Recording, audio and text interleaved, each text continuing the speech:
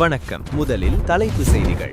ஈரானை மிரள வைத்த அதிரடி நடவடிக்கை. உலகின் மிகப்பெரிய இயற்கை எரிவாயு களத்தில் வான்வழி தாக்குதல். முதல் தகவல்கள் வெளியானது. அடுத்த சில மணி நேரங்களில் 5 முக்கிய எரிசக்தி நிலையங்கள் குறிவைக்கப்பட்டு தாக்கப்படலாம். IRGC அதிரடி உத்தரவு. சட்டவிரோத எரிபொருள் விநியோகம். இலங்கை பெட்ரோலிய கூட்டுத்தாபனம் கடும் எச்சரிக்கை வெளியிட்டது. அவசர நடவடிக்கை இல்லாவிடில் கடும் தாக்கங்கள் நடக்கும். பதற்றத்தால் விமானங்கள் இரத்து. இறப்பதற்கு முன் அலி லாரிஜானி விடுத்த கடும் எச்சரிக்கை. அமெரிக்கா மற்றும் இஸ்ரேலுக்கு நேரடியாக எச்சரிப்பு. தீவிரமான வார்த்தைகள். உலகம் கவனமாக இருங்கள். அரசு ஊழியர்களுக்கான எரிபொருள் விநியோகம் தொடர்பில் விசேட தீர்மானம்.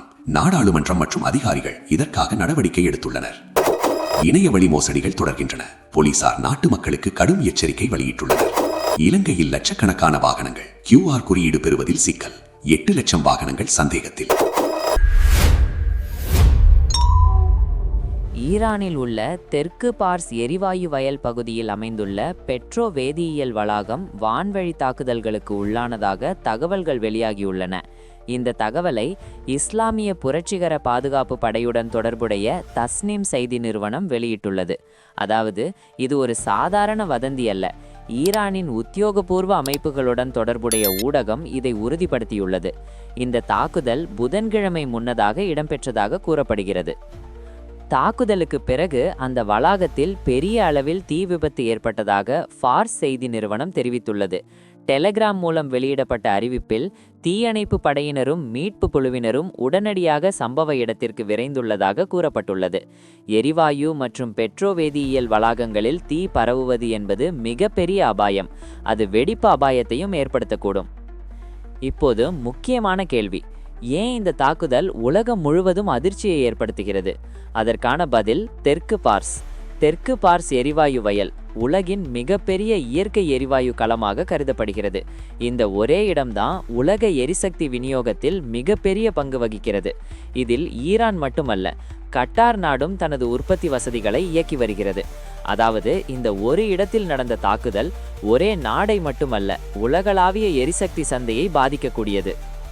இந்த தாக்குதலுக்கு பின்னால் யார் இருக்கிறார்கள் என்பது இன்னும் தெளிவாக வெளியாகவில்லை. ஆனால் தற்போதைய மத்திய கிழக்கு பதக்கத்தை கருத்தில் கொண்டால் இது சாதாரண சம்பவமாக கருத முடியாது. இது ஒரு திட்டமிட்ட தாக்குதலாக இருக்கலாம் என்ற சந்தேகம் எழுகிறது.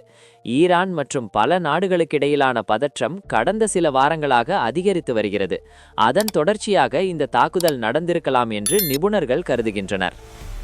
இந்த தாக்குதலின் விளைவுகள் என்ன? முதல் தாக்கம் எண்ணெய் மற்றும் எரிவாயு விலைகள். இந்த அளவிலான முக்கிய உற்பத்தி மையம் பாதிக்கப்பட்டால் உலக சந்தையில் விலைகள் திடீரென உயரக்கூடும். இரண்டாவது, போக்குவரத்து மற்றும் விமான சேவைகள். எரிபொருள் விநியோகம் பாதிக்கப்பட்டால் விமான சேவைகளில் தாமதம் அல்லது ரத்து போன்ற பிரச்சனைகள் உருவாகும். மூன்றாவது, பொருளாதாரம். இலங்கை போன்ற இறக்குமதி நாடுகளுக்கு இது நேரடி தாக்கம் கொடுக்கும். இப்படி ஒரு உலகளாவிய தாக்குதல் நேரடியாக பொதுமக்களின் வாழ்க்கையையும் பாதிக்கும். எரிபொருள் விலை உயர்வு, போக்குவரத்து செலவு அதிகரிப்பு, மின்சாரம் மற்றும் உற்பத்தி செலவுகள் உயர்வு, இவை அனைத்தும் அடுத்தடுத்த தாக்கங்களாக வரும். ஒரு தாக்குதல் ஒரு தீ விபத்து, ஆனால் அதன் அதிர்வு உலகம் முழுவதும் உணரப்படும். ஈரானின் தெற்கு பார்ஸ் தாக்குதல் இது இன்னும் ஆரம்பம்தான் என பலர் கருதுகின்றனர். இதைத் தொடர்ந்து உலக நிலைமை எவ்வாறு மாறும்? எரிசக்தி சந்தை எப்படி பாதிக்கப்படும்? ஈரான் புரட்சிகர பாதுகாப்பு படையுடன் தொடர்புடைய தஸ்னீம் செய்தி நிறுவனம் டெலிகிராம் மூலம் ஒரு அதிர்ச்சி அறிவிப்பை வெளியிட்டுள்ளது. அதில் வளைகுடா பிராந்தியத்தில் உள்ள 5 முக்கிய எரிசக்தி மையங்கள் தற்போது தாக்குதல் இலக்குகளாக மாறியுள்ளதாக கூறப்பட்டுள்ளது. அடுத்த சில மணி நேரங்களில் இந்த மையங்கள் குறிவைத்து தாக்கப்படலாம் என்று நேரடியாக எச்சரிக்கை விடுக்கப்பட்டுள்ளது. இதனால் அந்த பகுதிகளில் உள்ள பொதுமக்கள் உடனடியாக வெளியேற வேண்டும் என அவசர அறிவுறுத்தல் வெளியிடப்பட்டுள்ளது. இந்த தாக்குதலுக்கான இலக்குகள் சாதாரண இடங்கள் அல்ல. Saudi Arabia SAMREF refinery, Saudi Arabia Al Jubail petrochemical complex, Mesaieed holding company, ஐக்கிய அரபு அமீரகம் Al Hosn gas field, Qatar Ras Laffan refinery. இந்த இடங்கள் அனைத்தும் உலக எரிசக்தி விநியோகத்தின் இதயமாக கருதப்படுகின்றன. ஒரே நேரத்தில் இந்த இடங்கள் தாக்கப்பட்டால் அது ஒரு உலகளாவிய எரிசக்தி பேரழிவாக மாறும். இந்த 5 மையங்களும் உலக எண்ணெய் மற்றும் எரிவாயு விநியோகத்தில் மிகப்பெரிய பங்காற்றுகின்றன. சவுதி அரேபியா, UAE, கத்தார் இந்த நாடுகள் உலகின் முக்கிய எரிசக்தி உற்பத்தியாளர்கள். இந்த மையங்கள் பாதிக்கப்பட்டால் உலக சந்தையில் எண்ணெய் விலை வானலாகும். விமான சேவைகள், மின்சாரம், பொருளாதாரம் எல்லாமே நேரடியாக பாதிக்கப்படும். இந்த அறிவிப்பு ஒரு சாதாரண எச்சரிக்கையா அல்லது ஒரு பெரிய தாக்குதலின் முன்செய்கையா? நிபுணர்கள் கூறுவது என்னவென்றால், இது ஒரு சைக்கலாஜிக்கல் வார்னிங் மட்டுமல்ல, நேரடி நடவடிக்கைக்கான முன்னோட்டமாக இருக்கலாம். ஈரான் மற்றும் வளைகுடா நாடுகளுக்கு இடையிலான பதற்றம் கடந்த சில வாரங்களாக தீவிரமடைந்துள்ளது. இந்த சூழ்நிலையில் இப்படி ஒரு அறிவிப்பு வெளியிடப்படுவது உலக அரசியல் நிலையை மேலும் பதற்றப்படுத்துகிறது. இந்த அறிவிப்பின் மிக முக்கியமான பகுதி, அந்த பகுதிகளில் உள்ள அனைத்து குடிமக்களும் பணியாளர்களும் உடனடியாக வெளியேற வேண்டும் என கூறப்பட்டுள்ளது. எந்த தாமதமும் இல்லாமல் வெளியேறுங்கள் என்று நேரடியாக அறிவுறுத்தப்பட்டுள்ளது. இது நிலைமை எவ்வளவு ஆபத்தானது என்பதை காட்டுகிறது. இந்த தாக்குதல் நடந்தால் உலக எண்ணெய் விலை வெடிக்கும், விமான சேவைகள் பாதிக்கப்படும், மின்சார உற்பத்தி சிக்கல், பொருளாதார அதிர்ச்சி. இலங்கை போன்ற நாடுகள் மிகவும் கடுமையாக பாதிக்கப்படும். ஒரு எச்சரிக்கை, ஒரு நேர கட்டுப்பாடு, ஒரு சாத்தியமான தாக்குதல். அடுத்த சில மணி நேரங்கள் உலகத்தின் கவனம் முழுவதும் இங்கேதான் இருக்கும். இந்த தாக்குதல் உண்மையா அல்லது ஒரு உளவியல் அழுத்தமா? அதை நேரமே சொல்லும். சட்டவிரோதமாக எரிபொருள் விநியோகிக்கும் எரிபொருள் நிலையங்களுக்கு எதிராக கடுமையான சட்ட நடவடிக்கை எடுக்கப்படும் என அதிகாரப்பூர்வமாக அறிவிக்கப்பட்டுள்ளது. எரிபொருள் விநியோகம் தொடர்பாக வழங்கப்பட்டுள்ள வழிகாட்டுதல்களை அனைத்து நிலைய உரிமையாளர்களும் கட்டாயமாக பின்பற்ற வேண்டும். இந்த விதிமுறைகளை மீறும் எவருக்கும் எதிராக சட்ட நடவடிக்கை எடுக்கப்படும் எனவும் தெளிவாக எச்சரிக்கப்பட்டுள்ளது. சட்டவிரோத விநியோகம் தொடர்பான தகவல்களை மக்களிடமிருந்து பெறுவதற்காக விசேட தொலைபேசி இலக்கங்கள் அறிமுகப்படுத்தப்பட்டுள்ளன. 011-210-6767, 011-7296-130. இந்த இலக்கங்களுக்கு தொடர்பு கொண்டு மக்கள் நேரடியாக புகார் அளிக்கலாம் என தெரிவிக்கப்பட்டுள்ளது. எரிபொருள் விநியோகத்திற்காக அறிமுகப்படுத்தப்பட்ட QR முறைமையில் இருந்த பல சிக்கல்கள் தற்போது தீர்க்கப்பட்டுள்ளதாக தெரிவிக்கப்பட்டுள்ளது. இலங்கை பெட்ரோலிய கூட்டுத்தாபனத்தின் நிர்வாக இயக்குனர் மயூர நெத்திக்குமகே இதை உறுதிப்படுத்தியுள்ளார். இதுவரை சுமார் 4 லட்சத்திற்கும் மேற்பட்டோர் தங்களது QR குறியீடுகளை பெற்றுள்ளனர். சுமார் 10,000 பேர் மட்டுமே இன்னும் பதிவு செய்யாத நிலையில் உள்ளதாக கூறப்பட்டுள்ளது. சிலருக்கு பதிவு செய்யும் போது ஏற்பட்ட சிக்கல்கள் தற்போது பெரும்பாலும் சரி செய்யப்பட்டுள்ளதாகவும் தெரிவிக்கப்பட்டுள்ளது. சிலருக்கு QR குறியீடு கிடைக்காமல் இருந்ததற்கான காரணமாக சுமார் 2 மில்லியன் தரவுகள் நீக்கப்பட்டுள்ளதாக தெரிவிக்கப்பட்டுள்ளது. எனவே QR குறியீடு கிடைக்காதவர்கள் மீண்டும் பதிவு செய்யுமாறு அறிவுறுத்தப்பட்டுள்ளது. புதிய QR ஒதுக்கீடு இந்த வார இறுதிக்குள் நிறைவடையும் எனவும் தெரிவிக்கப்பட்டுள்ளது. வாகன ஆவணங்கள் தொடர்பான சிக்கல்களை தீர்க்க புதிய திட்டம் அறிமுகப்படுத்தப்பட உள்ளது. அதன்படி 9 மாகாணங்களுக்கு தனித்தனி 9 தொலைபேசி இலக்கங்கள் வழங்கப்பட உள்ளது. வாட்ஸ்ஆப் மூலம் தகவல் அனுப்பி அடையாளத்தை உறுதிப்படுத்திய பிறகு QR குறியீடு மீண்டும் வழங்கப்படும் என தெரிவிக்கப்பட்டுள்ளது.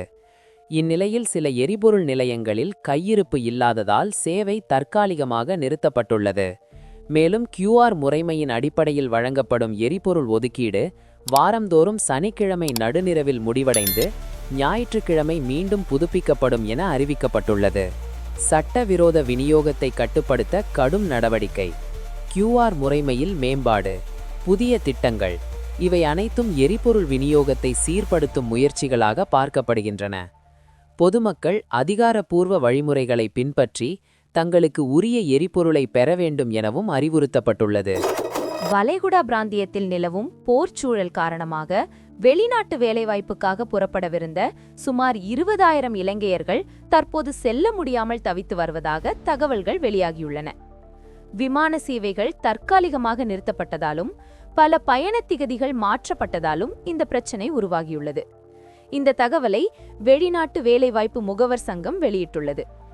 அச்சங்கத்தின் செயலாளர் MFM அர்ஷத் போர்ச்சூழல் காரணமாக விமானங்கள் ரத்து செய்யப்பட்டுள்ளதாகவும் இதனால் ஆயிரக்கணக்கானோர் பாதிக்கப்பட்டுள்ளதாகவும் தெரிவித்துள்ளார். வெளிநாடு செல்ல தயாராக இருந்தவர்கள் யார்? வீட்டு வேலைக்கு செல்லும் பெண்கள், சாரதிகள், வணிக வளாக பணியாளர்கள், கட்டுமான தொழிலாளர்கள். இவர்கள் அனைவரும் மத்திய மேற்கு நாடுகளுக்கு செல்ல திட்டமிட்டிருந்தனர். Saudi Arabia, Qatar, Kuwait, Dubai போன்ற நாடுகள் முக்கிய இலக்குகளாக இருந்தன. இதுவரை தினமும் சுமார் 1000 பேர் வெளிநாட்டு வேலைவாய்ப்புக்காக பதிவு செய்யப்பட்டு வந்தனர். ஆனால் தற்போது அந்த எண்ணிக்கை 200ஆக குறைந்துள்ளது. அதாவது நிலைமை எவ்வளவு மோசமாக மாறியுள்ளது என்பதை இது தெளிவாக காட்டுகிறது. இந்த பிரச்சனையின் மூல காரணம் வளைகுடா பிராந்தியத்தில் நிலவும் பதற்றமான சூழல். பாதுகாப்பு காரணங்களால் விமான சேவைகள் நிறுத்தப்பட்டுள்ளன. விமான நிறுவனங்கள் பயணிகளின் பாதுகாப்பை முன்னிட்டு இந்த முடிவுகளை எடுத்துள்ளதாக கூறப்படுகிறது. இந்த நிலைமை சாதாரண தாமதமல்ல. பல குடும்பங்கள் கடன் வாங்கி வெளிநாடு சென்று வேலை செய்ய திட்டமிட்டுள்ளனர். இப்போது அவர்கள் வேலைக்கு செல்ல முடியவில்லை, வருமானமில்லை, கடன் சுமை அதிகரிக்கிறது. இது ஒரு பெரிய சமூக மற்றும் பொருளாதார பிரச்சனையாக மாறியுள்ளது. ஒரு விமானம் ரத்து, ஆனால் அதன் பின்னால் ஆயிரக்கணக்கான வாழ்க்கைகள். இந்த நிலைமை எப்போது சீராகும்? விமான சேவைகள் மீண்டும் எப்போது தொடங்கும்? இவை அனைத்தும் இன்னும் பதிலளிக்கப்படாத கேள்விகள். அலி லாரிஜானி ஈரானின் மிகச் செல்வாக்குமிக்க அரசியல் தலைவர்களில் ஒருவர். அவர் முன்னாள் உச்ச தேசிய பாதுகாப்பு கவுன்சில் செயலாளராக பணியாற்றியவர். மேலும் அயதுல்லா அலி கமேனியின் நெருங்கிய ஆலோசகராகவும் இருந்தார். ஈரானின் பாதுகாப்பு கொள்கைகளை வடிவமைத்த முக்கிய நபராக அவர் கருதப்பட்டார். அவரது அரசியல் பயணம் புரட்சிகர காவல்படை தளபதி முதல் நாடாளுமன்ற சபாநாயகர் வரை விரிந்தது. இறப்பதற்கு ஒரு வாரத்திற்கு முன்பு மார்ச் 6 அன்று வழங்கிய பேட்டியில் லாரிஜானி ஒரு அதிர்ச்சி கருத்தை வெளியிட்டார். ஈரானின் தலைவர்களை கொல்வது இந்த நாட்டை பலவீனப்படுத்தாது, மாறாக இன்னும் வலுப்படுத்தும். அவர் மேலும் கூறினார், தியாகிகள் புரட்சியை வலுப்படுத்துவார்கள். இந்த வார்த்தைகள் ஒரு அரசியல் கருத்து மட்டுமல்ல, ஒரு நேரடி சவால். ஈரானின் முக்கிய தலைவர் காமினை வான் தாக்குதலில் உயிரிழந்த பின்னரும் நாடு முழுவதும் துக்கம் நிலவிய போதும் மக்கள் இன்னும் உறுதியுடன் இருந்தனர் என்று லாரிஜானி கூறினார். மக்கள் துக்கப்படுகிறார்கள், ஆனால் அவர்கள் விழிப்புணர்வுடன் புரட்சியை ஆதரிக்கிறார்கள். இந்த கருத்து ஈரானின் உள்ளக நிலையை வெளிப்படுத்துகிறது. லாரிஜானியின் மிக கடுமையான வார்த்தைகள். இப்போது அவர்கள் இன்னும் 5 பேரை கொன்றால் என்ன? எங்களை கொல்லுங்கள், அதனால் எங்கள் மக்கள் இன்னும் விழிப்புணர்வுடன் எழுந்திருப்பார்கள். இது ஒரு எச்சரிக்கை மட்டுமல்ல, ஒரு மனப்போராட்டம். அமெரிக்க முன்னாள் ஜனாதிபதி டொனால்ட் ட்ரம்பிற்கும் அவர் நேரடி எச்சரிக்கை விடுத்ததாக தகவல்கள் வெளியாகியுள்ளன. உங்களையே கவனமாக பார்த்துக் கொள்ளுங்கள், இல்லையெனில் நீங்களும் அழிக்கப்பட்டு விடலாம். இந்த வார்த்தைகள் உலக அரசியல் சூழ்நிலையை மேலும் பதற்றப்படுத்தியது. 67 வயதான லாரிஜானி இஸ்ரேல் மேற்கொண்டதாக கூறப்படும் வான் தாக்குதலில் உயிரிழந்ததாக ஈரான் அரசு ஊடகங்கள் உறுதிப்படுத்தியுள்ளன. இந்த தாக்குதலில் அவரது மகனும் உயிரிழந்ததாக தெரிவிக்கப்பட்டுள்ளது. அவரது கடைசி பொதுக்காட்சி மார்ச் 13 அன்று தெஹ்ரானில் நடைபெற்ற பேரணியில் இருந்தது. 1979 இஸ்லாமிய புரட்சிக்கு பிறகு ஈரானின் அரசியலில் முக்கிய பங்கு வகித்தவர் லாரிஜானி. அவர் புரட்சிகர காவல் படை தளபதி, தேசிய ஒளிபரப்பு தலைவர், நாடாளுமன்ற சபாநாயகர், மேலும் அணு பேச்சுவார்த்தைகள் முதல் உள்நாட்டு பாதுகாப்பு வரை பல முக்கிய பொறுப்புகளை ஏற்றார். ஒரு தலைவர், ஒரு எச்சரிக்கை, ஒரு மரணம். ஆனால் அந்த வார்த்தைகள் இன்னும் உயிருடன் இருக்கின்றன. எங்களை கொல்லுங்கள், நாங்கள் இன்னும் பலமாக மாறுவோம். இந்த வார்த்தைகள் ஒரு நாட்டின் மனநிலையை பிரதிபலிக்கின்றன. அரசு ஊழியர்களுக்கான எரிபொருள் பயன்பாட்டை குறைப்பதற்காக வாரத்தில் ஒரு நாள் விடுமுறை அறிவிக்கப்பட்டுள்ளது. இந்த தகவலை நாடாளுமன்ற உறுப்பினர் எம் ஜெகதீஸ்வரன் தெரிவித்துள்ளார். எரிபொருளை சிக்கனமாக பயன்படுத்த வேண்டிய அவசியம் காரணமாகவே இந்த தீர்மானம் எடுக்கப்பட்டுள்ளது. மன்னார் மாவட்ட செயலகத்தில் நடைபெற்ற விசேட கலந்துரையாடலில் எரிபொருள் நெருக்கடி மற்றும் விநியோகம் குறித்து விரிவாக பேசப்பட்டது. அத்தியாவசிய சேவைகளுக்கு எரிபொருளை முன்னுரிமையாக வழங்குவது குறித்தும் ஆலோசிக்கப்பட்டது. மன்னார் மாவட்டத்தில் தற்போது சுமார் 45,000 ஏக்கரில் நெல் அறுவடை நடைபெற்று வருகிறது. இதனை கருத்தில் கொண்டு அறுவடை இயந்திரங்களுக்கு தேவையான எரிபொருளை வழங்க தீர்மானிக்கப்பட்டுள்ளது. ஒரு ஏக்கருக்கு 15 லிட்டர் என்ற அடிப்படையில் விவசாயிகளுக்கு எரிபொருள் வழங்கப்படும். கடற்றொழிலாளர்களுக்கும் தேவையான எரிபொருளை வழங்க திட்டம் அமைக்கப்பட்டுள்ளது. மேலும் தனியார் பேருந்துகளுக்கு இலங்கை போக்குவரத்து சபை மூலம் விசேட QR முறை அறிமுகப்படுத்தப்படும். இதன் மூலம் அடுத்த 2 முதல் 3 நாட்களில் எரிபொருள் விநியோகம் தொடங்கும் என தெரிவிக்கப்பட்டுள்ளது. QR குறியீடு தொடர்பான சிக்கல்கள், குறிப்பாக 2ஆம் மற்றும் 3ஆம் நிலை வாகன உரிமையாளர்களுக்கு ஏற்பட்ட பிரச்சனைகள் இன்னும் சில நாட்களில் முழுமையாக தீர்க்கப்படும் என அறிவிக்கப்பட்டுள்ளது. உலகளாவிய அளவில் எரிபொருள் நெருக்கடி நிலவுவதால் மக்கள் மிகவும் கவனமாக இருக்க வேண்டும் என அறிவுறுத்தப்பட்டுள்ளது. அத்தியாவசிய தேவைகளுக்கு மட்டுமே எரிபொருளை பயன்படுத்த வேண்டும். தேவையற்ற பயணங்களை தவிர்க்கவும், முடிந்தவரை பொது போக்குவரத்தை பயன்படுத்தவும் கேட்டுக்கொள்ளப்பட்டுள்ளது. ரஷ்யா மற்றும் சீனா போன்ற நாடுகளுடன் எரிபொருள் இறக்குமதி தொடர்பாக பேச்சுவார்த்தைகள் நடைபெற்று வருகின்றன. மேலும் தற்போது ஒரு கப்பல் மூலம் எரிபொருள் இறக்கும் பணிகள் நடைபெற்று வருவதால் விநியோகத்தை சீராக்க முயற்சிகள் மேற்கொள்ளப்பட்டுள்ளன. ஒரு நாள் விடுமுறை, ஆனால் அதன் பின்னால் இருக்கும் காரணம் எரிபொருள் நெருக்கடி. இந்த நிலைமை எப்போது சீராகும் என்பது இன்னும் தெரியவில்லை. ஆனால் மக்கள் ஒத்துழைப்பு மிக முக்கியம். பிரபலமான நிறுவனங்களின் பெயர்களை பயன்படுத்தி இணையவழி நிதி மோசடிகள் அதிகரித்து வருவதாக இலங்கை போலீசார் எச்சரித்துள்ளனர். மக்களை ஏமாற்றுவதற்காக நம்பிக்கையை உருவாக்கும் விதத்தில் இந்த மோசடிகள் நடைபெறுகின்றன. மோசடியாளர்கள் பயன்படுத்தும் முக்கியமான முறைகள்: மொபைல் செயலிகளை நிறுவுமாறு கூறுதல், தொலைபேசி திரையை பகிருமாறு கூறுதல், போலியான முதலீட்டு திட்டங்களை அறிமுகப்படுத்துதல். இவை அனைத்தும் ஒரே நோக்கம்: உங்கள் தனிப்பட்ட தகவல்களை பெறுவது. சமூக ஊடகங்களில் அதிக லாபம், விரைவான வருமானம் போன்ற விளம்பரங்கள் மிகவும் கவனமாக அணுகப்பட வேண்டும். இவை பெரும்பாலும் மோசடி வலையில் இழுக்கும் முறைகளாக இருக்கலாம். மிக முக்கியமான விஷயம்: வங்கி கணக்கு எண்கள், கடவுள் சொற்கள், OTP குறியீடுகள் இவற்றை எந்த காரணத்திற்காகவும் வெளியாட்களுடன் பகிரக்கூடாது. மேலும் எந்த வங்கியும் அல்லது நிறுவனமும் தொலைபேசி மூலம் இத்தகைய தகவல்களை கேட்காது. இந்த வகை மோசடிகளில் ஏமாந்துவிட்டால் உடனடியாக உங்கள் வங்கியை தொடர்பு கொள்ள வேண்டும். சம்பந்தப்பட்ட அதிகாரிகளுக்கு தகவல் அளிக்க வேண்டும். இதன் மூலம் உங்கள் கணக்கை பாதுகாக்க முடியும். இணைய உலகம் நமக்கு பல நன்மைகளை தருகிறது, ஆனால் அதே நேரத்தில் அபாயங்களையும் கொண்டுள்ளது. ஒரு சிறிய கவனம் ஒரு பெரிய இழப்பை தடுக்க முடியும். நாட்டில் மொத்தமாக 84 லட்சம் வாகனங்கள் பதிவு செய்யப்பட்டுள்ளன. ஆனால் அவற்றில் சுமார் 57 லட்சம் வாகனங்கள் மட்டுமே தற்போது பயன்படுத்தப்படுகின்றன. இது ஒரு பெரிய வித்தியாசத்தை காட்டுகிறது. அதாவது இலட்சக்கணக்கான வாகனங்கள் பதிவு செய்யப்பட்டிருந்தாலும் அவை நடைமுறையில் இயங்கவில்லை. 2022ஆம் ஆண்டு QR திட்டம் அறிமுகப்படுத்தப்பட்ட போது எரிபொருள் பெறுவதற்காக 65 லட்சம் வாகனங்கள் பதிவு செய்யப்பட்டன. ஆனால் இயங்கும் வாகனங்கள் 57 லட்சம் மட்டுமே என்றால் மீதமுள்ள வாகனங்கள் யார்? அவை எப்படி QR பெற்றன? இதுதான் தற்போது எழுந்துள்ள மிகப்பெரிய கேள்வி. மோட்டார் வாகன போக்குவரத்து திணைக்களத்தின் தகவலின்படி 5 முதல் 10 லட்சம் வரை வாகனங்கள் தவறான தரவுகளின் அடிப்படையில் QR குறியீடுகளை பெற்றிருக்கலாம் என்ற சந்தேகம் எழுந்துள்ளது. மேலும் பயன்பாட்டில் இல்லாத சுமார் 8 லட்சம் வாகனங்களும் QR மூலம் எரிபொருள் பெற்றுள்ளதாக கண்டறியப்பட்டுள்ளது. இந்த பிரச்சினை எப்படி ஏற்பட்டது?